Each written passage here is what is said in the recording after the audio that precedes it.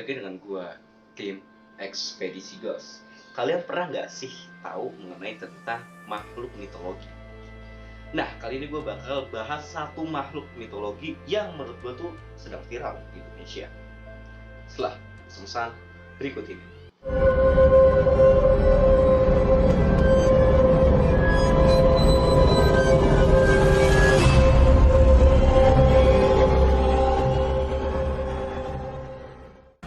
Oke, kalau misalkan kalian udah ngeliat intronya, kita kan jelasin sedikit nih mengenai tentang wewe gombel atau biasa juga disebut dengan nenek gombel ya. Nih, kalian pernah tahu nggak sih yang biasanya itu kalau misalkan gue kasih gambarnya itu tuh kayak bakal cover komunitas YouTube yang payudaranya itu tuh udah ke bawah terus gitu.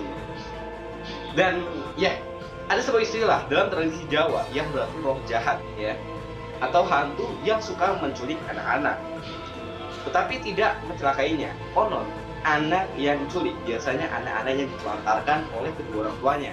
Nah, bagi kalian yang udah menonton, terus kalian adalah orang tua, mohon jaga anak dengan baik-baik, karena sungguhnya roh jahat itu benar-benar ada di sekitar kita. Contohnya aja seperti nenek gombel ya, kalau biasa kita sebut. Nah, jadi nenek gombel ini yang dia berdiri dengan payudaranya bawah melingkar-lingkar gitu ya, dia tuh bakal menyulik anaknya teman-teman. Terus abis itu bakal disasarin entah di kuburan, and then di rumah-rumah kosong dan rumah-rumah yang udah bener-bener gak ada tempatnya gitu. Itu loh nenek gombel anjir. Nah, menurut cerita mitos wewe gombel dipercaya digunakan untuk menakut-nakuti anak-anak agar mereka tidak berkeliaran di waktu malam hari. Memang banyak sih ya anak kalau di malam hari itu suka berkeliaran. Nah, takutnya ini tuh bakal terjadi kayak seakan-akan nenek gombel ini benar-benar ada. Sebenarnya itu hanya mitos aja gitu. Nah, sebab pada masa lalu keadaan gelap gulita amat berbahaya karena hewan buas mungkin memasuki kawasan perkampungan dalam kegelapan malam. Oleh karena itu, wewe gombel diciptakan untuk menyelamatkan mereka dari ancaman tersebut. Nah, ini ada berikut gambar yang mungkin bisa disebut dengan penampakan nenek gombel. Inilah dia.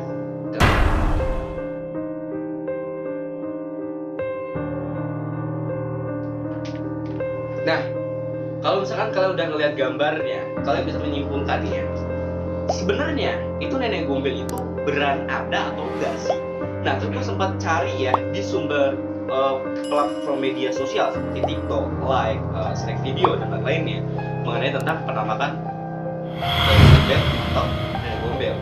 Dan alhasil, gue sampai saat ini belum menemukan sama sekali mengenai tentang penampakan nenek gombel.